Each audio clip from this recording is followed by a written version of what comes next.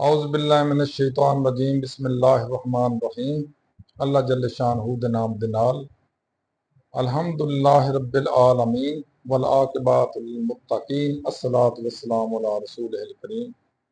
अस्सलामु अलैकुम दोस्तों, मैं डॉक्टर नसीर कालों CNP तो एक नवे टॉपिक दे नाल जनाब को हाज़र हाँ और उत्ते एक दूसरे नाल गलबात करने हैं। गुफ्तो शनीद हुंदी है और उम्मीद है कि बड़े अच्छे तरीके नाल तुसीं उत्ते कमेंट्स भी करोगे, इन्हूं शेयर भी करोगे और सबसक्राइब भी करोगे ताकि असी मजीद इहदे च अगर कोई बेहतरी आ सकती है तो देखा जाए। दोस्तों, मुल्क के जितने भी इदारे सन, साडे जितने भी अच्छे अच्छे साडे काम करने वाले इदारे सन, रेलवे ला लो, तुसीं PIA लगा लो या जड़े भी इदारे अच्छे अच्छे काम कर सकते हैं, जितों प्रॉफिट आ सकता सी, उन्हें तबाही तो लै गई। उन्होंने बेड़ा गर्क तो हो गया। सियासतदानों ने या जड़ा भी गवर्नमेंट सी इन्होंने अदारियां की तबाही ला दी। क्यों? जिथे अकरबा परवरी होगी, जिथे सिफारिश परवरी होगी, जिथे नलैकां नूं नाअहलां नूं मुसलत किया जाएगा, उत्थे सब कुछ यह कुछ ही होएगा जो हो रहा। हुण भी PTB दे विच किराए के टट्टू जड़े जड़े गवर्नमेंट के हाशिया बरदार ने, उन्होंने चुक चुक के 12-12, 13-13 लाख रुपया दे तनख्वाह ते उन्होंने उत्थे रखा जा रहा। PTI च सॉरी PTB च उन्होंने काम सिर्फ और सिर्फ यह आ कि मुल्क वास्ते कुछ नहीं करना, सिर्फ PTI और PTI के लोगों को गाले गलोच करनी। मैं हैरान मैं कदी कदी वेख के इन्हां हुकूमतां दे स्ट्रैटजी देख के, इन्हां हुकूमतां दे तरीकेकार देख के कि आया ये जड़ा असी टैक्स दिन्ने आ, जड़ा असी टैक्स गवर्नमेंट नूं जमा कराउने आ, वो पैसा इन्ना फजूल आ कि अपने अललिया तललिया ते और अपने अकरबा परवरी ते ज़ाया करन, अपने मौज मेले ते, अपने सैरो तफरीह ते वो पैसे दा ज़िया करन। मुल्क दी इकॉनमी नीचे जा रही है, दिन ब दिन बेड़ा गर्क हुंदा जा रहा। कासा लैके मंगते फिरन डे ने, लेकिन इन्हों कोई पैसा नहीं देने नूं तैयार। क्यों? हर बंदे नूं पता कि ये कमाऊ नहीं, ये गवाऊ ने सारे।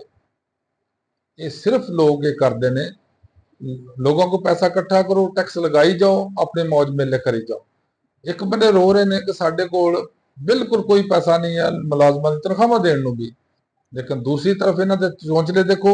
कोई कहता कि मेरे वास्ते हैलीकॉप्टर नवा चाहिए, कोई कहता मेरे वास्ते गड्डियां नवीं चाहिए ने, और अरबा रुपया इन्हें बर्बाद करता। नवीं कारां ते नवे डाले लै लैके आ जिहड़े एसियां नूं ते डिप्टियां नूं ते पता नहीं किन्हां किन्हां लै लैके ब्यूरोक्रेसी नूं दित्ते। हालांकि अगर ना लईए जानियां काम फिर भी चलदा सी, लेकिन मुसीबत यह आ कि ये इनडायरैक्टली सियासतदान जिहड़े ने अपने जिहड़े सरकारी मुलाजमीन ने उन्होंने खरीदण की कोशिश करते, इंसेंटिव दे दे के इस तरह उन्होंने हमदर्दियां या उन्होंने नाल अटैचमेंट चाहते हैं ताकि उन्होंने हर गलत काम नूं प्रोटैक्शन मिलती। दोस्तों, अज का टॉपिक जिहड़ा मैं देख रहा सा कि यह सियासत या यह खबासत साडे क्रिकेट दे विच भी आ वड़ी। क्रिकेट टीम का हैड या क्रिकेट टीम के जिहड़े खिलाड़ी ने, प्लेयर ने या मैंबरस ने, उन्होंने चुनने भी सियासत, उन्होंने सिलैक्शन करने भी सियासत, उन्होंने बाहर भेजण ते भी सियासत, उन्होंने खेल करने ते भी सियासत। तुसीं देखो जिहड़ा भी इन्हां दा PCB का चेयरमैन बनाउंदे ने, उन्होंने अल्लाह बे नहीं आउंदी हुंदी क्रिकेट दी, उन्होंने चेयरमैन बना के बैठ जाते हैं। क्यों? ये भी रिश्वत है एक। क्यों? अरबा रुपया जिहड़ा PCB दे कोल हुंदा, उहदे फंड्स हुंदे ने, वो खाण पीण दी मौजां कर ले, खाएगा खवाएगा मौज करेगा। हुण तुसीं देखो इस तो पहले जिहड़े इहदे च PCB दे चेयरमैन सी, वो पीपल्स पार्टी ने अपना सियासी टाउट रखिया सी। उस तो पहले नून लीग ने अपना सियासी टाउट रखिया सी। हुण जिहड़ा PCB का चेयरमैन आ, वो मोहसिन नकवी साहब ने रखिया। मोहसिन नकवी साहब कौन ने? वो एक्स केयर टेकर वजीर आला पंजाब दे और मौजूदा इंटीरियर मिनिस्टर पाकिस्तान।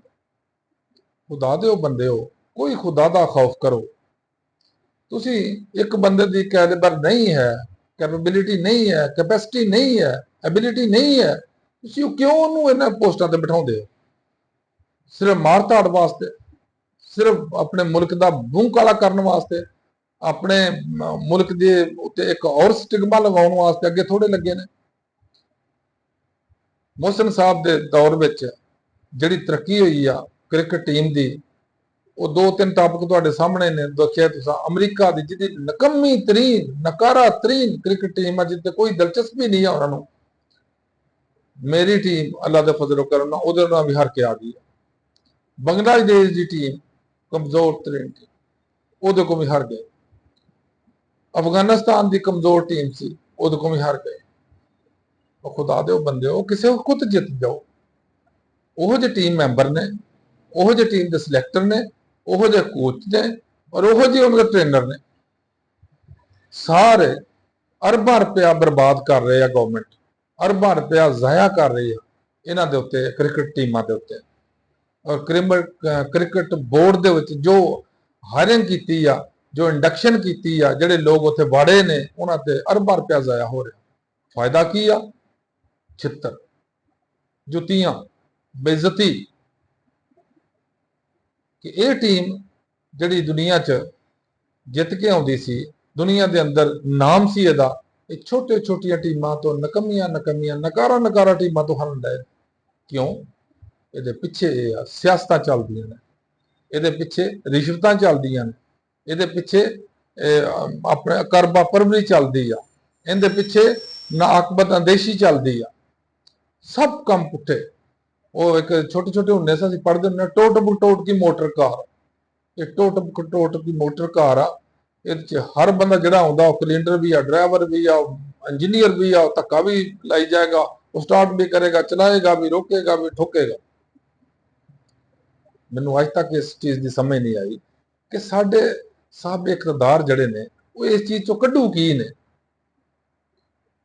ਕਿ ਜਦੋਂ ਇੱਕ ਪ੍ਰੋਸੈਸ ਚੱਲ ਰਿਹਾ, ਅੱਛੇ ਅੰਦਾਜ਼ ਚੱਲ ਰਿਹਾ, ਉਹਨੂੰ ਡਿਕਲਾਈਨ ਕਰਨ ਵਾਸਤੇ ਇੰਨੇ ਬਹਾਨੇ, ਇੰਨੇ ਤਰੀਕੇ, ਇੰਨੇ ਤਗੋਦੋ ਕਿਉਂ ਕਰਦੇ ਨੇ ਕਿ ਉਹਦਾ ਬੇੜਾ ਗਰਕ ਕੀਤਾ ਜਾਏ। ਇਸ ਵਾਸਤੇ ਦੋਸਤੋ, ਅਕਸਰ ਔਕਾਤ ਦੇਖਿਆ ਜਾਂਦਾ, ਸਿਆਣੇ ਕਹਿੰਦੇ ਨੀਮ ਹਕੀਮ ਖਤਰਾ ਜਾਨ, ਨੀਮ ਮੁੱਲਾ ਖਤਰਾ ਈਮਾਨ। ਇਹ ਤੇ ਈਮਾਨ ਵੀ ਸਾਡਾ ਖਰਾਬ ਕਰ ਰਹੇ ਨੇ ਤੇ ਸਾਡਾ ਜਾਨ ਵੀ ਖਰਾਬ ਕਰ ਰਹੇ ਨੇ। ਮੇਰੇ ਇੱਕ ਦੋਸਤ ਹੁੰਦੇ ਸੀ ਇੱਥੇ, ਅੱਲਾਹ ਤਾਲਾ ਮਗਫਰਤ ਕਰੇ ਉਹਨਾਂ ਦੀ, ਚੌਧਰੀ ਜ਼ੁਲਫਕਾਰ ਸਾਹਿਬ ਵਕੀਲ, ਬਹੁਤ ਹੋ ਗਏ ਨੇ। ਉਹ ਕਦੀ ਉਹਨਾਂ ਕੋਲ ਸਿਟਿੰਗ ਹੋਣੀ, ਉਹ ਕਹਿੰਦੇ ਹੁੰਦੇ, ਡਾਕਟਰ ਸਾਹਿਬ ਮੈਂ ਲੋਕਾਂ ਨੂੰ ਇੱਕ ਗੱਲ ਸਮਝਾਉਣਾ, ਉਹ ਇਹ ਕਿ ਜੇ ਬਿਮਾਰ ਹੋ ਜਾਓ ਤੇ ਅੱਛੇ ਡਾਕਟਰ ਕੋ ਜਾਓ, ਭੈੜੇ ਡਾਕਟਰ ਕੋ ਜਾਓਗੇ ਤੁਹਾਨੂੰ ਜ਼ਮੀਨ ਦੇ 6 ਫੁੱਟ ਥੱਲੇ ਲੈ ਜਾਏਗਾ, ਯਾਨੀ ਤੁਸੀਂ ਮਰ ਜਾਓਗੇ। ਤੇ ਜੇ ਕੋਈ ਮੁਕੱਦਮਾ ਹੋ ਜਾਏ ਤੇ ਅੱਛੇ ਵਕੀਲ ਕੋ ਜਾਓ, ਭੈੜਾ ਵਕੀਲ ਤੁਹਾਨੂੰ ਜ਼ਮੀਨ ਤੋਂ 6 ਫੁੱਟ ਉੱਪਰ ਲੈ ਜਾਏਗਾ, ਯਾਨੀ ਫੰਦਾ ਸਜ਼ਾਏ ਮੌਤ ਹੋ ਜਾਏਗਾ।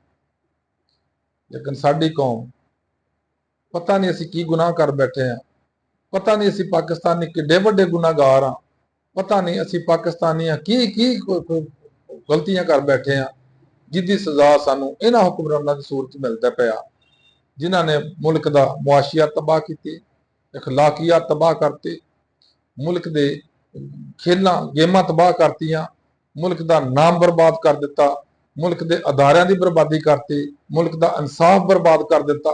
ਪਤਾ ਨਹੀਂ ਸਾਡੇ ਚੋਂ ਹੋਰ ਕੀ ਕੱਢਣਾ। ਔਰ ਰਹੀ ਕਸਰ ਜਿਹੜੀ ਸੀ, ਉਹ ਜਨਾਬ ਮਹਿੰਗਾਈ ਨੇ ਲੋਕਾਂ ਦੀ ਕਮਰ ਤੋੜ ਛੱਡੀ ਆ। ਬਿਜਲੀ ਦੇ ਬਿੱਲ ਲੋਕਾਂ ਕੋ ਦਿੱਤੇ ਨਹੀਂ ਜਾਣ ਡਏ, ਖਾਣ ਪੀਣ ਦਾ ਇੱਕੋ ਹੀ ਲਾਰਾ ਮਾਰਦੇ, ਅਸੀਂ ਕਣਕ ਸਸਤੀ ਕਰਤੀ ਆ, ਅਸੀਂ ਕਣਕ ਸਸਤੀ ਕਰਤੀ ਆ। ਕਣਕ ਸਸਤੀ ਨਹੀਂ ਤੁਹਾਂ ਕਰਤੀ, ਤੁਹਾਂ ਜ਼ਿਮੀਂਦਾਰਾਂ ਦਾ ਬੇੜਾ ਗਰਕ ਕਰਤਾ, ਜ਼ਿਮੀਂਦਾਰਾਂ ਦਾ ਕਮਰ ਤੋੜ ਕੇ ਰੱਖ ਦਿੱਤੀ ਆ। ਔਰ ਉਹ ਜਦੋਂ ਜੇ ਕਮਾਦ ਵਿਚਾਰੇ ਬੀਜਦੇ ਨੇ ਤੇ ਇਹਨਾਂ ਲੋਕਾਂ ਦੀਆਂ ਮਿੱਲਾਂ ਨੇ, ਉਹ ਪੈਸੇ ਉਹਨਾਂ ਦੇ ਕਬਜ਼ਾ ਕਰਕੇ ਬਹਿ ਜਾਂਦੇ, ਪੈਸੇ ਵਾਪਸ ਨਹੀਂ ਕਰਦੇ, ਪੈਸੇ ਨਹੀਂ ਦਿੰਦੇ। ਹੁਣ ਕਣਕ ਜੇ ਬੀਜ ਕੇ ਬੈਠੇ ਨੇ, ਕਣਕ ਦੀ ਤਬਾਹੀ ਲਾਤੀ ਇਹਨਾਂ ਨੇ, ਉਹ ਵਿਚਾਰਿਆਂ ਦੀ ਵਿਕਦੀ ਨਹੀਂ ਪਈ, ਇਹਨਾਂ ਬਾਹਰੋਂ ਮੰਗਵਾਉਣੀ। ਅੱਗੇ ਮੂੰਜੀ ਦਾ ਮੌਸਮ ਆ ਰਿਹਾ, ਮੂੰਜੀ ਲੋਕ ਵਿਚਾਰੇ ਪਾਣੀ ਲਗਾ ਕੇ, ਪੈਸੇ ਲਗਾ ਕੇ ਜੇ ਫਸਲ ਤਿਆਰ ਹੋਣੀ ਆ, ਇਹਨਾਂ ਕੋਈ ਨਾ ਕੋਈ ਪੰਗਾ ਲੈ ਕੇ ਫਿਰ ਜ਼ਿਮੀਂਦਾਰ ਦਾ ਫਿਰ ਬੇੜਾ ਗਰਕ ਕਰ ਦੇਣਾ। ਉਹਦੀ ਫਸਲ ਵੀ ਕਿਸੇ ਅਜ਼ਾਮ ਤਰੀਕੇ ਨਾਲ, ਕਿਸੇ ਮੁਨਾਸਬ ਤਰੀਕੇ ਨਾਲ ਨਹੀਂ ਵਿਕਣੀ। ਦੋਸਤੋ ਦੁਆ ਕਰੋ, ਅੱਲਾਹ ਤਾਲਾ ਸਾਡੇ ਤੇ ਕਰਮ ਕਰੇ, ਸਾਡੀਆਂ ਗਲਤੀਆਂ ਮਾਫ ਕਰੇ ਔਰ ਸਾਡੀ ਇਹਨਾਂ ਤੋਂ ਜਾਨ ਛੁਡਾਏ, ਇਹੋ ਜਿਹੇ ਨਕੰਮੇ ਨਕਾਰਾ ਲੋਕਾਂ ਤੋਂ ਜਿਹੜੇ ਕਿਸੇ ਵੀ ਅਦਾਰੇ ਦਾ ਜਾਂ ਕਿਸੇ ਵੀ ਹਲਕੇ ਨੂੰ ਤਬਾਹ ਕਰ ਰਹੇ ਨੇ। ਅਸਲਾਮ ਅਲੈਕੁਮ।